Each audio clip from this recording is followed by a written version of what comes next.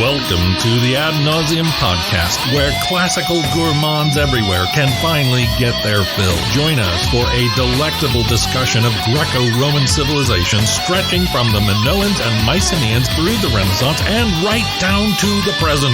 And now, ladies and gentlemen, here are your hosts, Dr. David Noe and Dr. Jeff Winkle.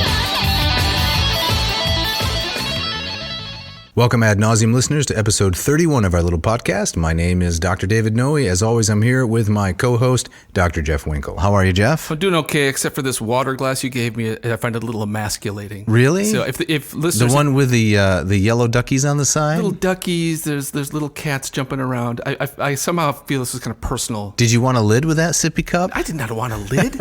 The listeners think we're making this up. No, it's this is one of the actual true elements of life here in the vomitorium. Maybe we'll put a picture in the show notes of this thing. Okay. This is brutal. All right. So today we are welcoming Dr. Ed Watts from UC, the University of California, San Diego. Very exciting. Yes, he wrote this fabulous work, 2018, I think it came out, The Mortal Republic, Rome's Decline. It's just a fabulous work. But before we get into that, we need to give a shout out, don't we? Yes, we're going to shout out today to Donna Seidman. I believe it's Seidman. Donna Seidman, sorry about that, who, like Professor Watts, is also a Californian, or is in California, Santa Clarita. Mm-hmm. And she is a Latin and logic teacher extraordinaria. Yes, amazing. We got the Donna part right. So, so hello, Donna. Thanks for being a loyal listener. Thanks for interacting with us on Facebook and other places. Yes, Donna, I've got to meet you a little bit on Facebook, and that's been a pleasure. And I love the comments that you have to make. Yeah, keep up the good fight out there teaching Latin. You're doing a great work. So, Jeff, you have our opening quote, I believe, from Ed's book, Dr. Watts' book, The Mortal Republic. Right. And this is from the introduction. Dr. Watts writes, "No republic is eternal. It lives only as long as its citizens want it. And in both the 21st century AD and the 1st century BC, when a republic fails to work as intended, its citizens are capable of choosing the stability of autocratic rule over the chaos of a broken republic. When freedom leads to disorder and autocracy, promises a functional and responsive government, even citizens of an established republic can become willing to set aside long-standing, principled objections to the rule of one man and embrace its practical benefits. Rome offers a lesson about how citizens and leaders of a republic might avoid forcing their fellow citizens to make such a tortured choice." That's really good. That's gripping prose. So citizens and leaders, how they can avoid such a choice as Rome had to make, and then eventually the Republic died. Yeah. So let's get right into it, and let's welcome Dr. Ed Watts from California. Let's do it. So Ed, thank you so much for being willing to join us today. We're really looking forward to hearing more about this book, Mortal Republic. We have lots of questions to ask you, and let's dive into it. But before we get into the kind of the heart of the book, I'm wondering if you'd be willing just to talk a little bit about yourself, kind of do a brief biography. How you got into writing about Roman history. Well, I'm a classicist. I was trained as a classicist as an undergraduate. I became very interested in Roman history. I think, like lots of us, through traveling to the city of Rome and seeing all the things that were there and trying to understand their implications and their significance. When I got to college, I got connected with Joe Pucci, who's a wonderful late antique scholar of literature, and Susan Harvey, who's a wonderful scholar of late antique religion. And so I moved very quickly into late antiquity, and particularly focusing on the off periods of late antiquity. So, if we're thinking about late antiquity, the 4th century is the golden age of late antiquity. And I became super interested in the 5th century. And so I did a lot of my initial work on the 5th century, trying to kind of piece together the robust textual sources that don't make it into the late antique literary canon. Things in Coptic, things in Syriac, weird philosophical texts that no one pays too much attention to. And what I found is that there's a tremendous set of things that one can do when you follow your passions towards whatever texts and materials are particularly interesting to you. And so my scholarly trajectory took me really into a project that spanned the 2nd to the 7th centuries. That was my dissertation work. And then my second book was a 5th century project, which I found super exciting. And then gradually I moved towards the Republic, in part because I'd found that with my teaching in recent years, students had stopped thinking that the decline and fall of the Roman Empire in the late antique period was the most relevant part of antiquity for their experiences. And when I started teaching, everyone thought that the Republic was nice and interesting, but not any sort of thing that had immediate consequences to their world. And right around, the middle of the Obama administration, it became clear that this was starting to shift. And late antiquity was something that was like nice and interesting, but not relevant in the way that it had been, say, in 2003, when you had Colin Murphy's book that came out that talked about Are We Rome and the fall of Rome, immediately being used as a way to try to understand overextension in the military context. All of a sudden, students were talking not about that, but they were talking about the struggles that the U.S. and other representative democracies were having with the basic concepts and rules of representative democracy.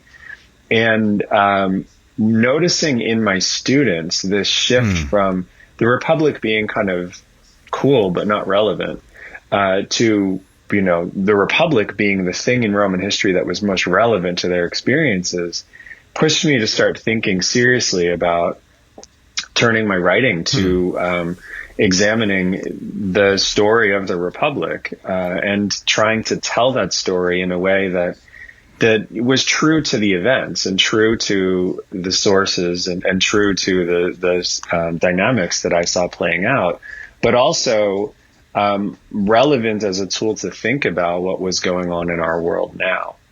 And so in a way, I think that I was deeply influenced by the kinds of conversations that I was having with the undergraduates who are all, as you know, always trying to figure out how to understand the world around them and always looking for tools that we can provide that don't sort of suggest exact parallels, but give them ways to think about the world that they're struggling to place themselves in and struggling to understand on its own terms. And so that's kind of the shift in my work away from working on what was very exciting when I was in graduate school and remains exciting to me. But I think in the student orientation, when I was a student, this late antiquity was what was immediate. Questions of religion, questions of imperial extension, questions of changing political dynamics. And so the works that influenced me greatly as an undergraduate are things like Peter Brown's World of Late Antiquity, his article on the Holy Man in late antique society, some of Garth Foden's work, his early work looking at holiness and the structure of pagan philosophical holy men.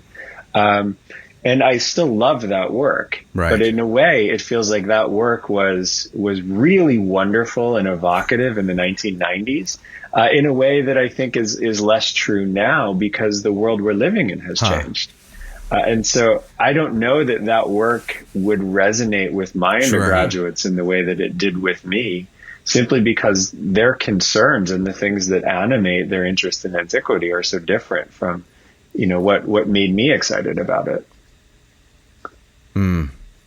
Right. Well, the $1 million question that we're going to ask maybe near the end of the episode is, are we living through the same kind of an era? Yeah. Because we get these questions all the time, as I'm sure you do. So we can delay that for a little bit. But a prior question is, do you get to choose your own titles for these works? So Mortal Republic I did choose. Okay.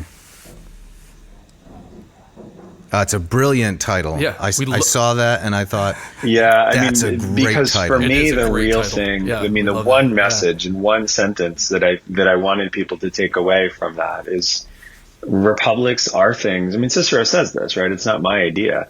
Cicero says that a republic can last forever if you let it. But a republic can die. And the death of a republic is something that Cicero says is even more tragic than the death of a person. Because a person by necessity dies. A republic doesn't need to die. And so when it dies, there are a set of consequential choices, decisions, and actions that the people living in that republic took that allowed it to die. reminds me of that Ben Franklin quote that's attributed to him, that somebody asks him, well, what do we got here, Mr. Franklin? And he says, a republic, if you can keep it. I mean, I think that's what's so interesting is the founding fathers obviously knew Roman political theory quite well. I mean, a lot of them knew it through Montesquieu, but they did know it quite well. But they didn't know Cicero's Republic. Right. And so Franklin had never seen that passage. At least I don't, unless he had read it, he might have read it through Augustine's City of God. I don't remember if it's in there.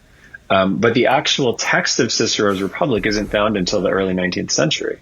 And so Franklin likely had not seen that. And yet the idea is something that is sort of pervasive. And I think Cicero's insight there is, both spectacular, but also in a way natural.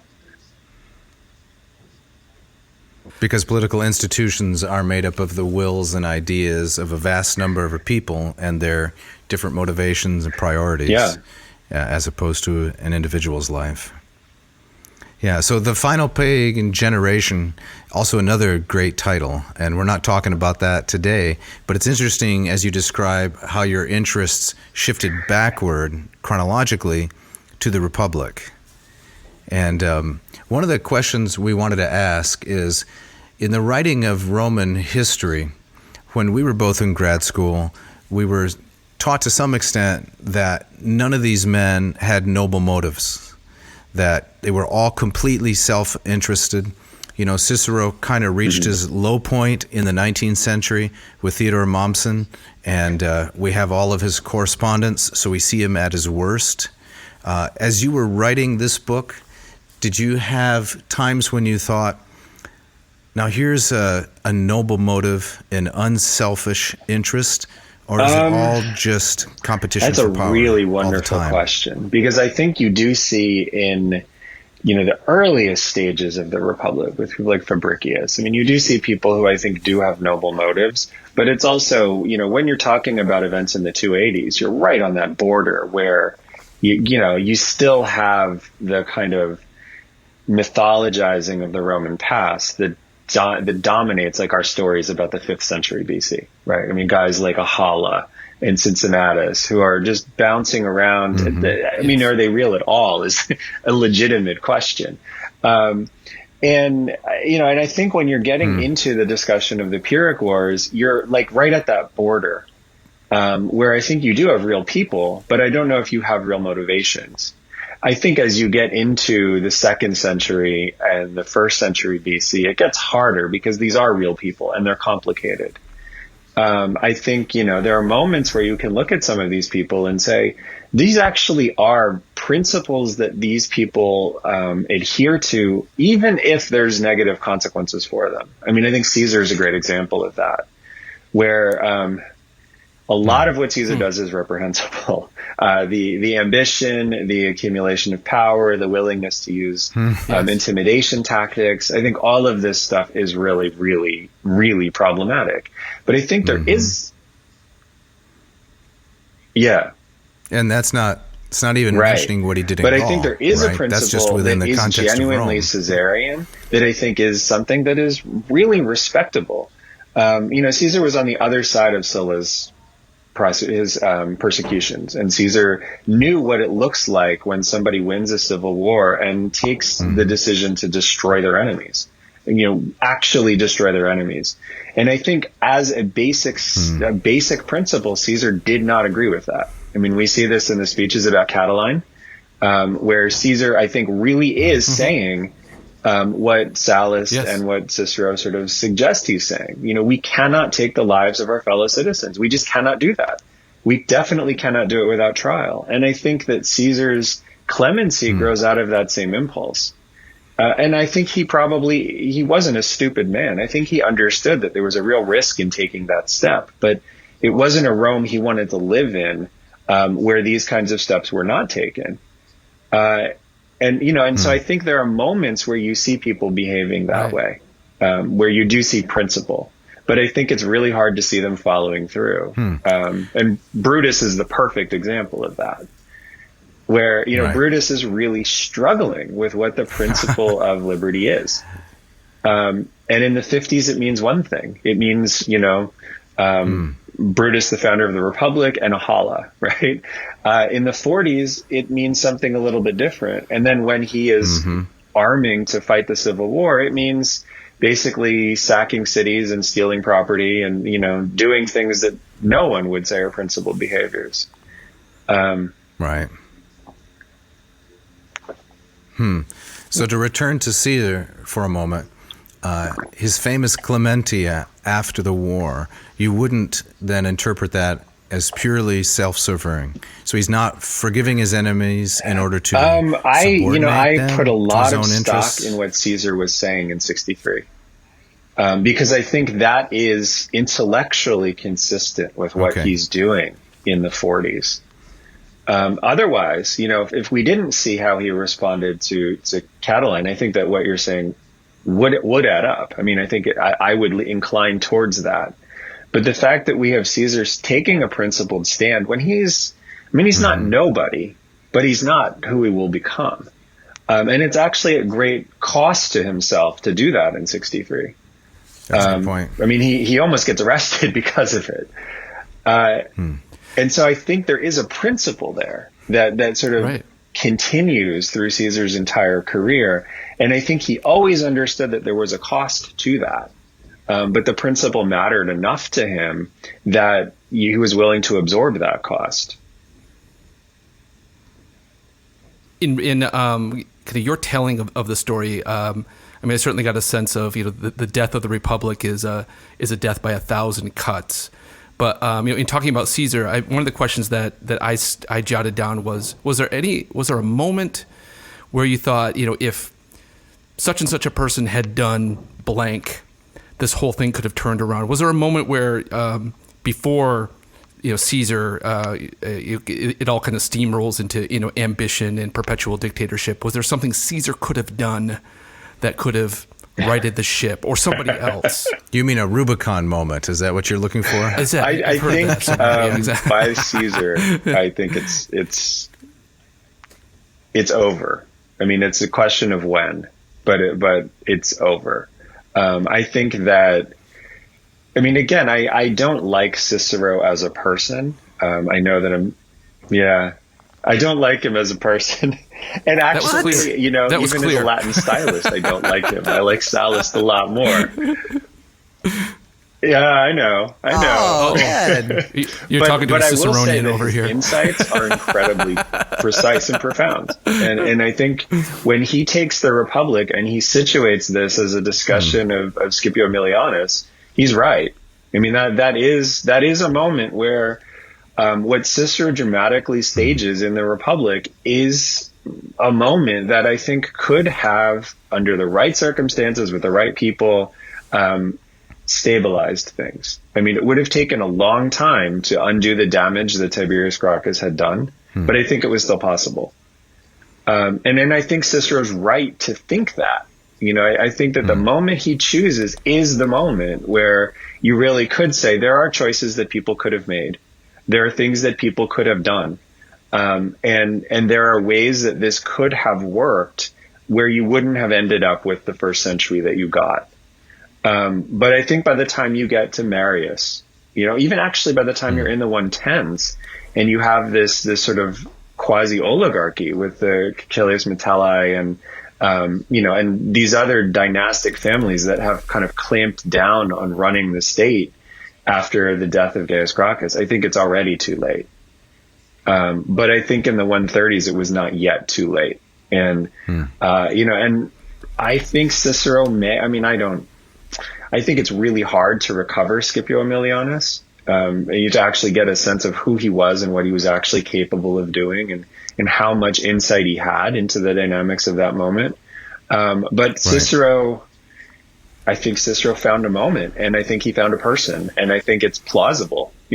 What he sets out as a dramatic event that could have changed Roman history, I think is a plausible moment to have chosen, and the people he chooses to have sort of this discussion are the plausible people who could have made a difference and made a shift in how things worked. Yeah, so David, I will say that, there's a lot about Cicero that I will not praise, but I think Cicero's insight as a historian and as a thinker is incredible. It's incredibly profound. And I think a lot of what he's saying is right.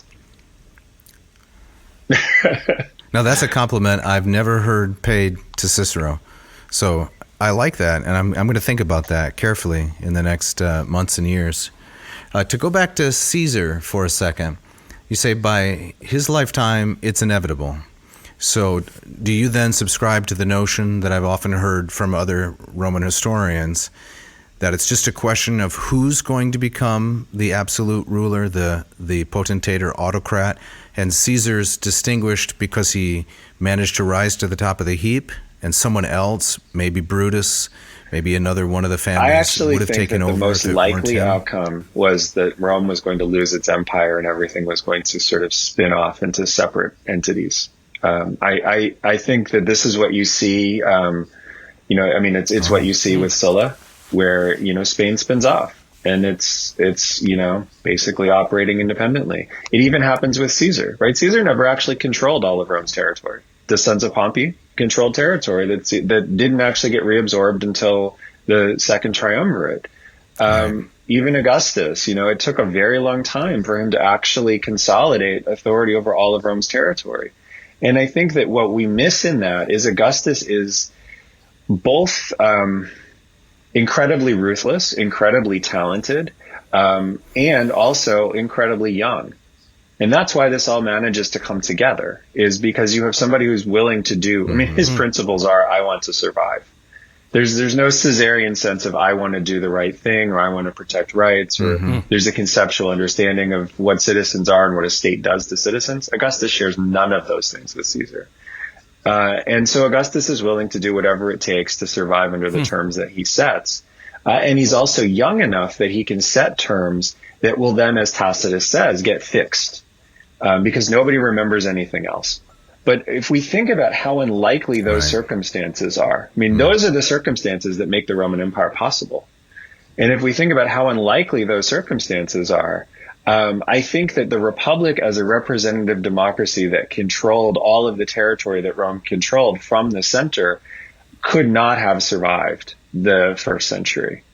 But I think it's not actually the most likely outcome that it becomes the Roman Empire. Jeff, did you have a question? Follow-up there? I wondered, Ed, what you make of, I think this just kind of builds on what you were saying, just kind of the death of the Republic, not so much because the people themselves couldn't keep it, or the gradual turning away from Republican principles, but more that just it was a kind of a matter of geography. It's been a long time since I've taught how Roman voting, but it was cumbersome, it was difficult, it was, I think, very vulnerable to corruption. Because could you say that the operation of the Republic was just too clunky, too slow, and that the only way to do this is through a kind of tyranny? Yeah, I think that to keep it together is through a tyranny. I think when we look at the 140s, I think that's actually, we talk, I said earlier that I think there is a moment in the 130s where you could have undone the damage of Tiberius Gracchus. In the 140s, you could have prevented it. And I think one of the struggles that the Republic faces in the 140s is you have this accumulation of massive amounts of wealth that is growing very rapidly at a time when most other Romans are sort of stagnating. And this is Philip K's, I think, brilliant insight in the way that the Roman economy is functioning in the 2nd century.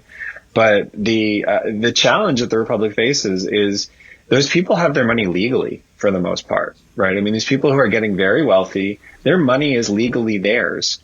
And so one of the challenges a Republic faces, and Cicero again is a great source for this, one of the challenges a Republic faces is it has to protect law, but it also has to protect the common good. And it's clear that there's an imbalance there where legally these people have a lot of money and they're entitled to that money by law, but it's not in accordance with the common good that they have this much money. And so the challenge the Republic faces is how do you do both of those things?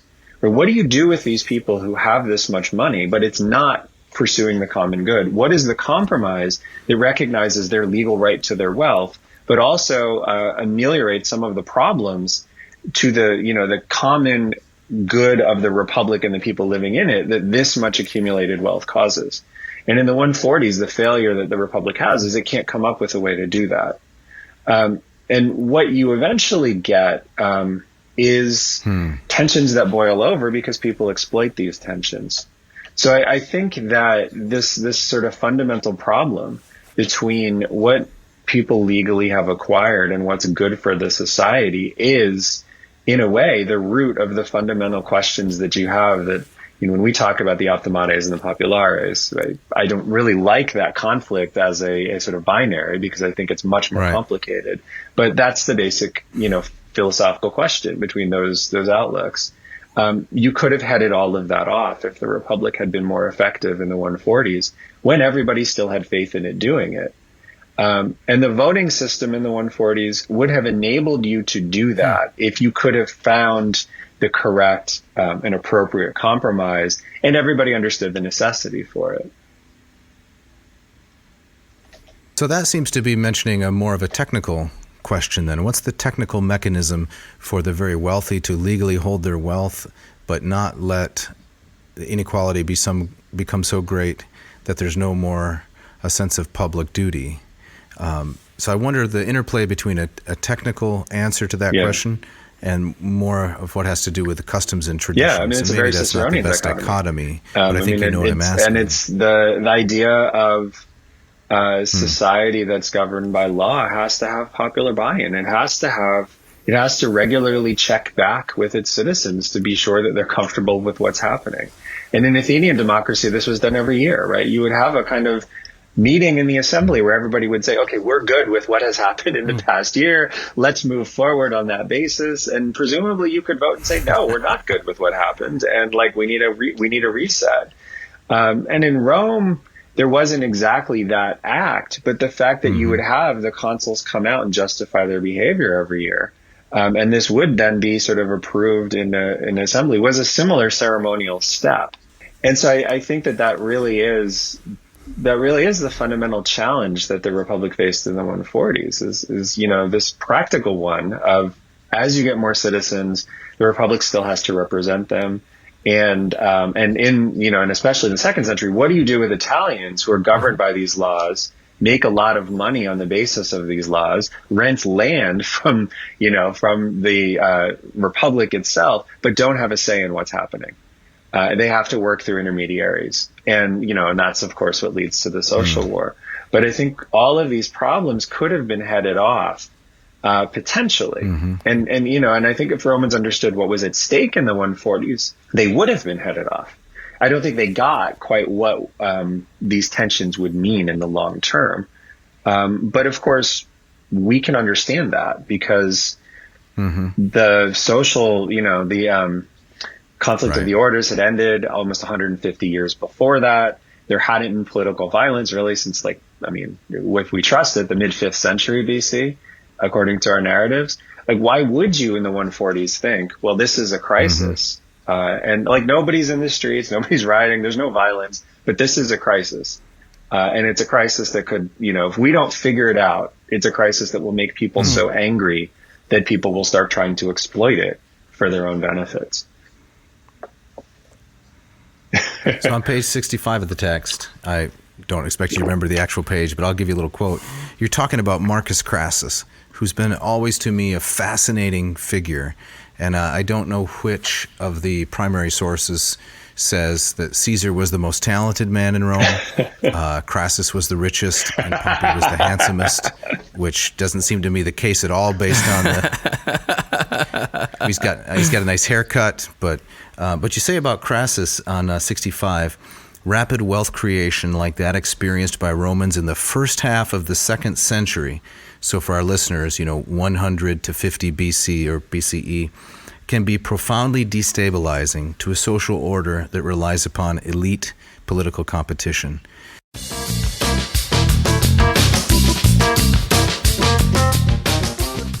Akin to the quests for Atlantis and El Dorado, the search for the perfect cup of coffee also seems never-ending. No longer. It has ended. Ad nauseators, your attention please. Mark Helweg and his Portland-based crew at Ratio Coffee have done it. Why throw your cash down the drain at the overpriced downtown Trendy Pants Brew and Beanery when the sleek machines, the Ratio 6, and its slightly wiser Mentor, the 8, can deliver this experience in your own kitchen? Indeed. I love my 6. Every morning I hit the button, watch as the effervescence of the bloom stage banishes all the Java jilting CO2 to the farthest corners of Tartarus, setting up a 200-degree Fahrenheit shower of water through my favorite blend, coming to rest in a mirrored sheened stainless steel carafe that I'm fairly sure could contain plutonium if called upon. The whole spectacle is like a really cool experiment that will make you wish you had paid more attention in high school chemistry class. Oh, that's amazing.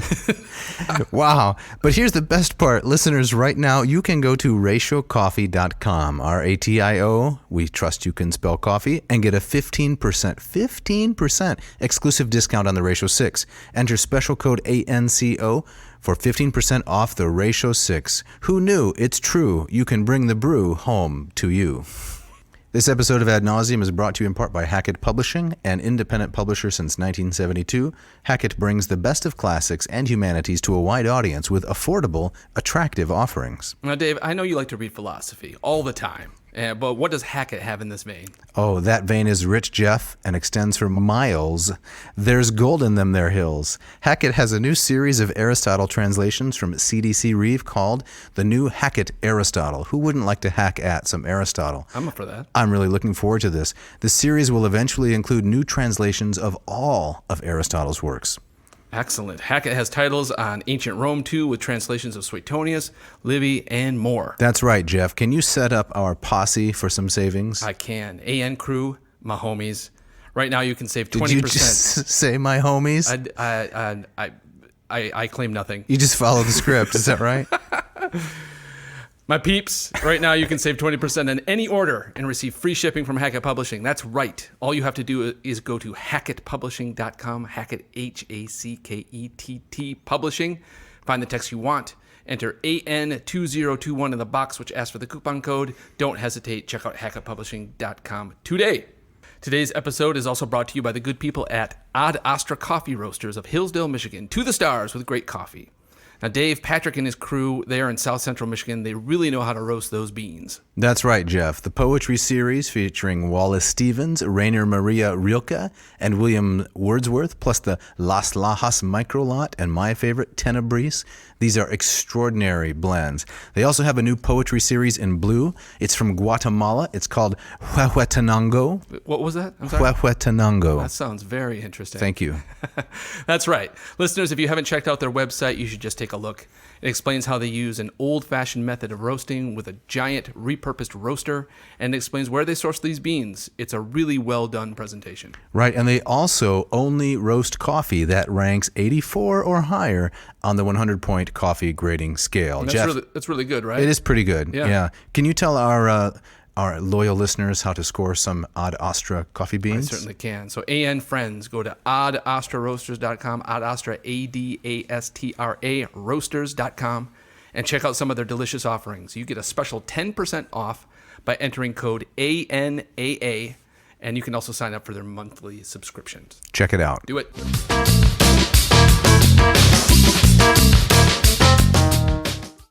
So if you could just say a little bit more about the person of Marcus Crassus and how he plays into the dissolution of public interest, especially his wealth. Yeah, I think that it's fascinating when we read like Plutarch's description of how Crassus accumulates his wealth, and you have these stories about how Crassus, he's doing what a lot of these guys are doing, and he's buying and selling loans. He's involved in sort of shadow commercial transactions, even though he's not allowed to be a merchant. There's ways to back merchant activity. And Cato actually figured this out in the 2nd century BC. There's ways as a senator to basically be financially benefiting from commercial activity when you don't actually engage in it yourself, by fronting money to people, by then selling the potential profits from the merchant activity, recapitalizing and fronting more money to people. So Crassus is doing all of these things. But another thing that Crassus really gets is that the city of Rome is growing in a way that is completely unplanned. It's absolutely stretching past any of the infrastructure that the city and the Republic has created. I think when we estimate, I can't remember who does this, but when we look at the great Republican era infrastructure projects, we see things like the Aqua Marcia, things that are occurring in being built in the first half of the 2nd century BC. And that was a city that was growing towards 250,000 people. By the time of Crassus, you're pushing 1 million, and the infrastructure just isn't there. And what Crassus realizes is, there's a way to benefit financially from, in essence, sort of privatizing some of the infrastructure and some of the housing, and doing it on the cheap. And so Crassus does sort of property flipping. He has a whole team of engineers and architects. I like to tell my students he even has a fire company that will put out property that's on fire. Yeah, and what Crassus has kind of done is he's understood that there is a kind of planning failure that opens things up for private exploitation because the public sector is just not interested or not capable.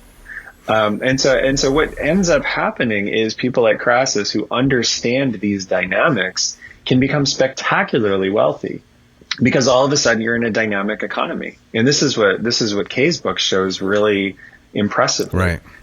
This for years, when I was in graduate school, and I'm sure when you guys were in graduate school, the received wisdom was the Roman economy. No ancient economy grew. It grew basically very slowly, and it primarily grew when people put more land under cultivation. And that just is not true.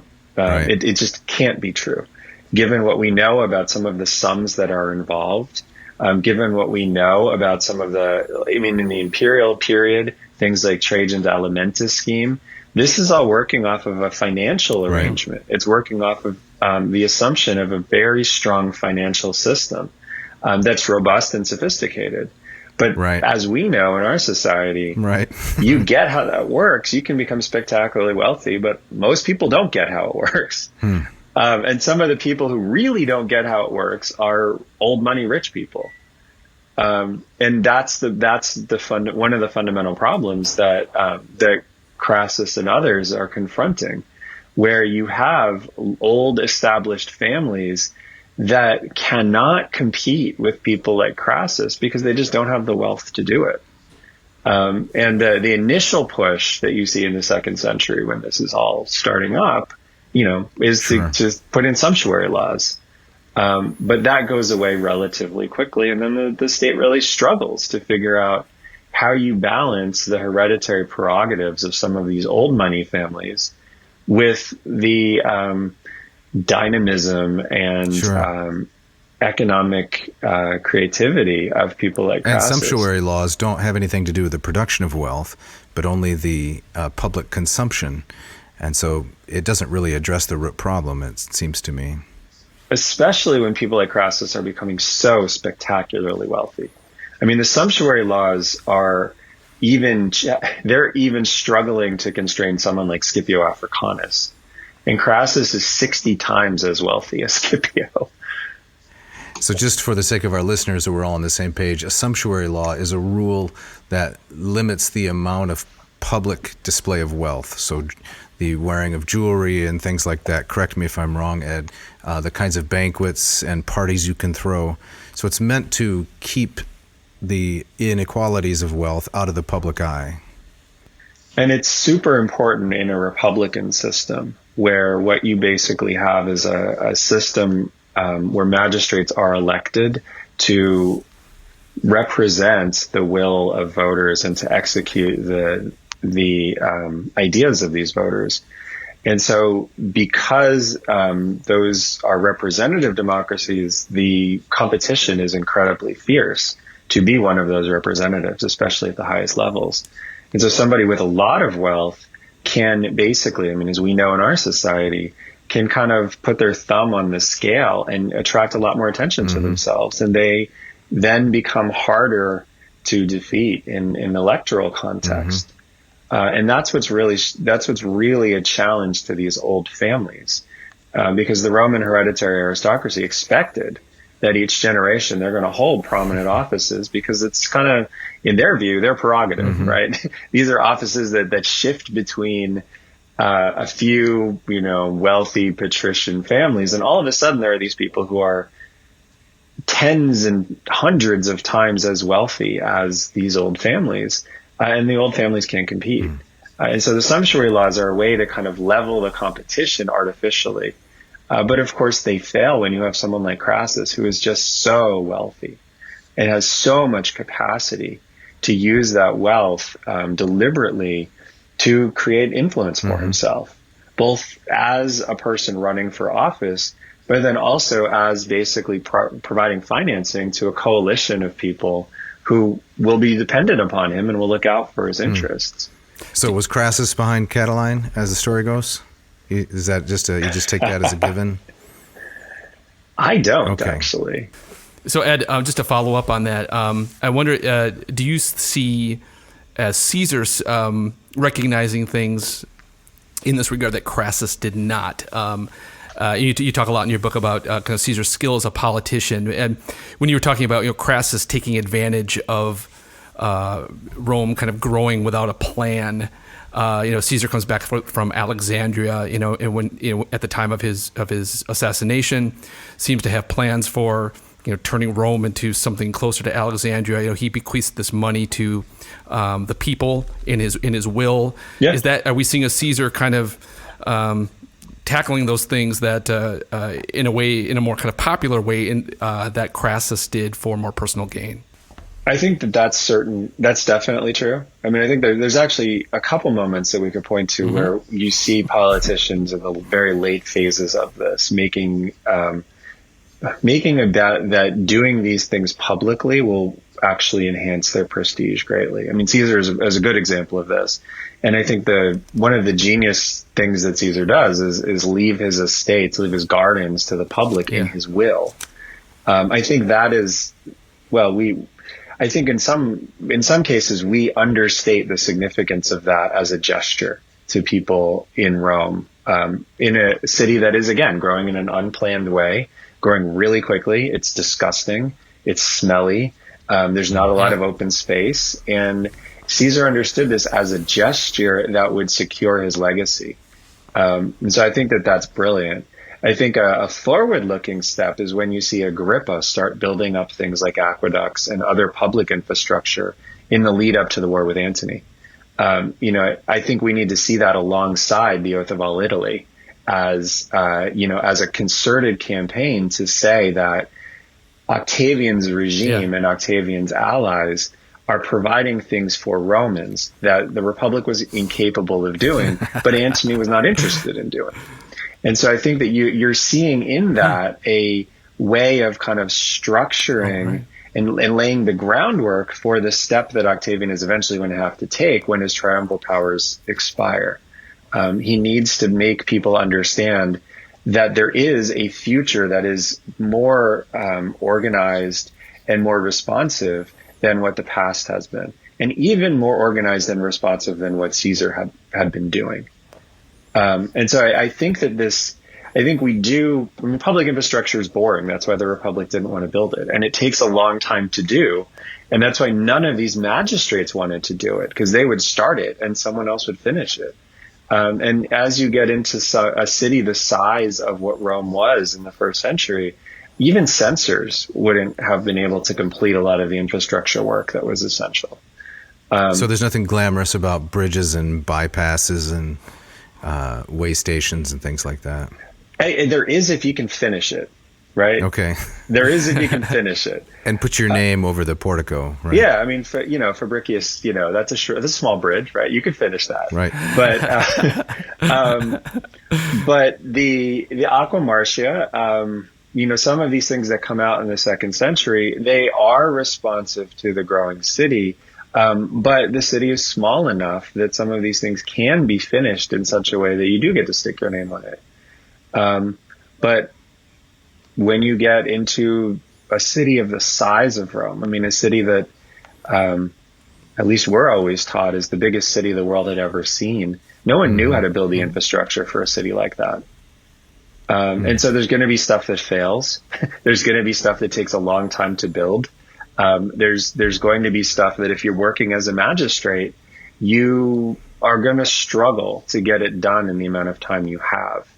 And so when you get into the first century, you do see sort of private things like the Theater of Pompey that are constructed privately, not through kind of a magistrate on an annual basis, but in some other capacity.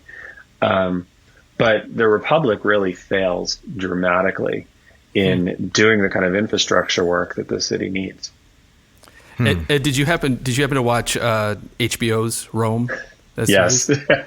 Well, I thought one thing, it covers, a lot of the same era, right?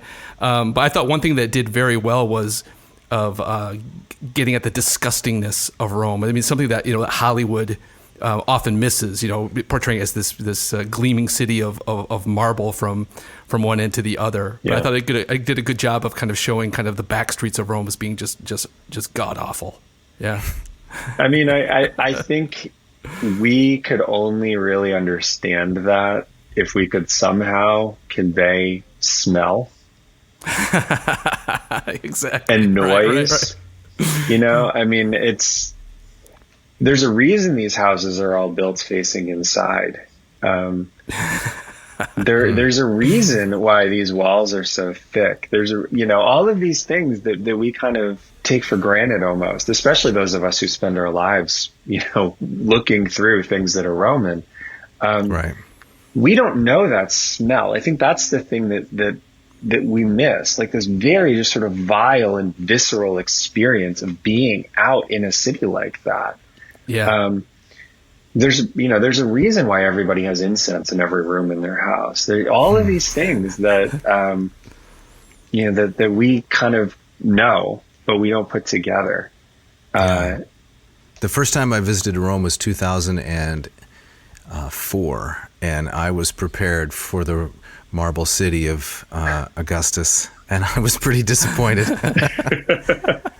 Never disappointed in Cicero's prose, but I was disappointed in the 2004 experience of Rome. I've learned to love it since, but it's a comparison to what we were talking about.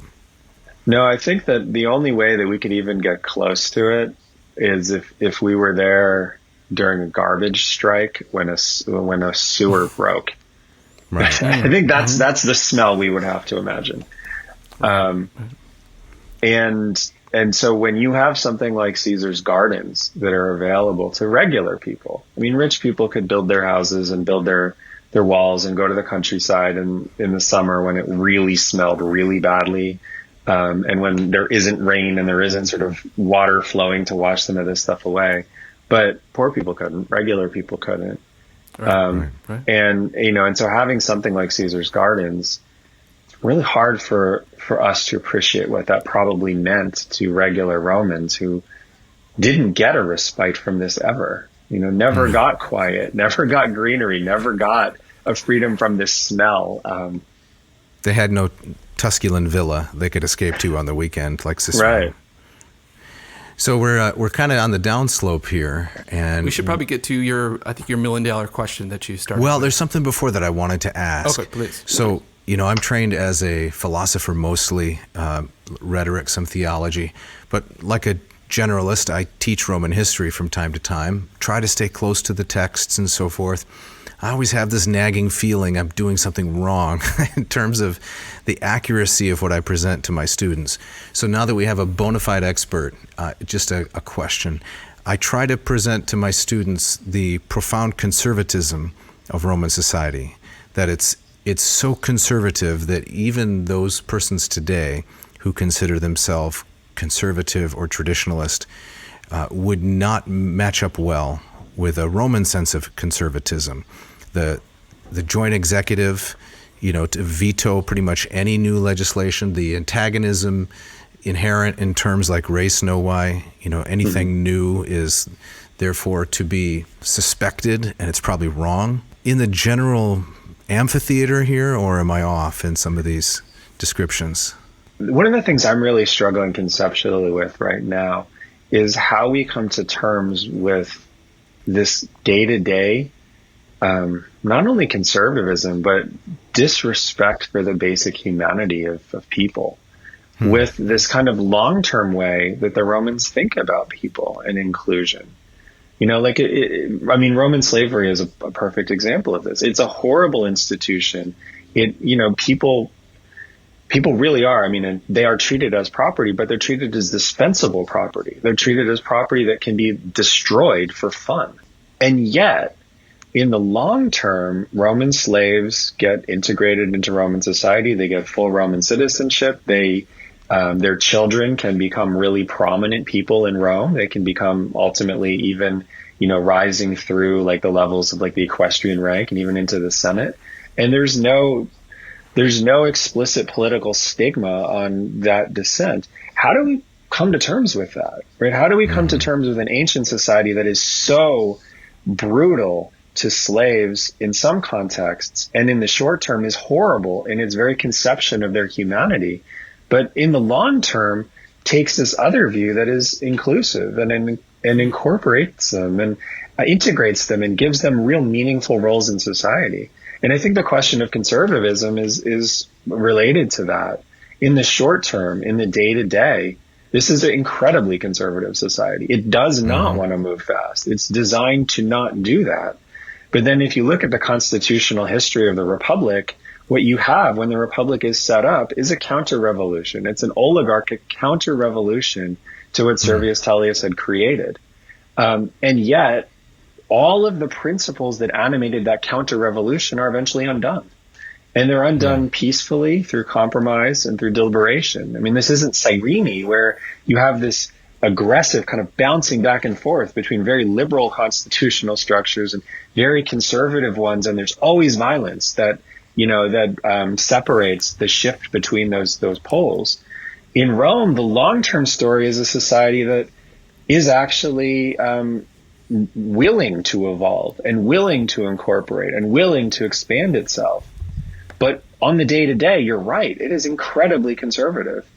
And that is something, as a historian, I really struggle to explain and to understand. Right. I mean, how do you have a society that does both of those things? Right. That is one of the most horrible and least responsive to the basic concept of human rights on the day-to-day, but in the long term is the most inclusive of any that we know in antiquity. That is fascinating. Yeah. I think that was really well expressed. Yeah. It's the dilemma of the Pax Augusta, right? Everywhere is peaceful, sort of, but it's at the cost of so much repression. Yeah. And in a society that will eventually extend citizenship to everybody. And in a state that will eventually end in Constantinople with a whole bunch of people who speak Greek and none who speak Latin. It's a society that completely reinvents itself. Yeah. And yet it's an incredibly conservative society on the day-to-day. And that's a dynamic that is really, really hard to explain. It's something we can when you recognize. solve that question, right, and you write that book, we'll have you back and you can share the answer with the audience. How exactly did this work? I didn't mean to cut you off. Are you ready for the $1 million question? Sure, yeah. All right, so do you want to draw any parallels between 21st century American politics? We have a pretty diverse audience, probably people on the right, people on the left, maybe everybody in between. But this is what they want to know. Is America heading toward its own mortal republic condition? Is Jeff Bezos our Crassus? Right. Yeah. Or Elon Musk or someone like that. Yes. Oh, that's wonderful. I think that I'm a lot more concerned about the trajectory that we have right now than I was when I wrote the book in 2017, 2018. Wow. I think that the last couple of years have shown the willingness to use violence is something that isn't abstract now. And I think the place where you cannot go back from is when people start dying for one or the other side of these political discussions in a republic. Because once you ask somebody to die for a political cause, you basically have to go back on that request, and you have to go back on the sacrifice they made if you're going to compromise. And that's something that I think Rome shows us. Once you have martyrs, you have a sense of a kind of fixed position.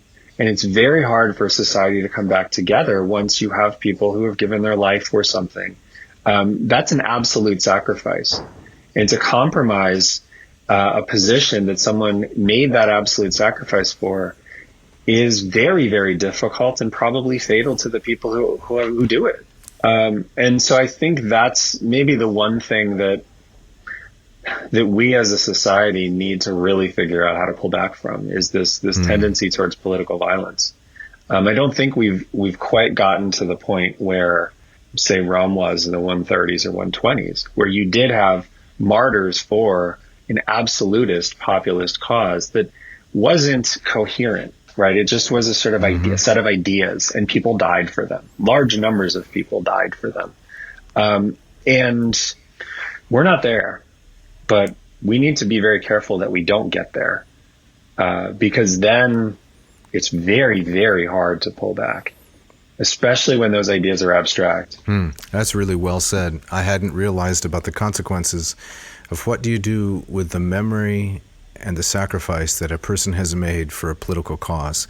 In order to say that it was the wrong decision, you're basically negating whatever courage and heroism, principled stand they took, which I guess is necessary to put that part of your history, at peace and go on to something else. Jeff, did you have any last minute questions for our guest? I have many more questions, but I think up against the clock, that very kind of haunting note is a good place to leave this. A very intriguing but haunting note. Right. Yeah. So thank you so much, Ed, for joining us. We're just thrilled that you made the time to be with us. Really appreciate it. Thank you. It was really my pleasure, and I hope we can do this again. All right, Jeff, we got to get out of here. Yes, we do. But before we go, we have to talk about these 3 signed copies of Mr. Watt's book, Mortal Republic, we have to give away. Yes, the publisher sent us these 3 beautiful copies, each signed by Dr. Watt. So check out our social media, check out Instagram, Facebook, and you could score yourself one of these. Excellent. Time to go. Thanks to our engineer, Mishka, as always. Thanks to our fine musicians, Ken Tamplin and Scott Van Zen. That's their names, who do the wonderful bumper music for the podcast. You want to tell us a little bit about the Moss Method? Oh, yeah. If you want to study some Greek, you can go to mossmethod.com, check out my program just about every week. I'm very grateful. We have some people checking out what we're doing. I can take you from neophyte, just a new shoot, that's a Greek word, to erudite, that's a Latin word. So you come along, you get self-paced, accessible, and expert Greek instruction. That's also affordable. So mossmethod.com, check it out. Jeff, why do we have to get out of here, by the way? Well, unfortunately, we have to get out of here because the Arrhythmic Gymnastics Club needs use of the vomitorium. Did you say the Arrhythmic Gymnastics Club? Exactly right. They get everything out of step. I got 2 words for you: wide berth. So the Arrhythmic Gymnastics Club is knocking on the door. I hear them coming down the stairs intermittently. You hear them falling down the stairs as we speak. So listeners, subscribe, please. Leave us a review at Spotify or Apple iTunes, someplace like that. And what's on the agenda for next week, Jeff? Next week, we're talking about Eumaeus. We're going to get into books 12 through 14 of the Odyssey, back into our Odyssey series, and more pigs. More pigs. Way more pigs. Eumaeus, the swineherd. Right. So if you thought like the back streets of Rome were stinky, try hanging out with Eumaeus for a while. And Dave, I think you got the Gus Story parting shot? I do. This comes from George Miller, and I have to confess, audience, I know nothing about this man other than that he gave us this great quote. I love George Miller. Here it comes. The trouble with eating Italian is that 5 or 6 days later, you're hungry again. Thanks for listening. Thank you.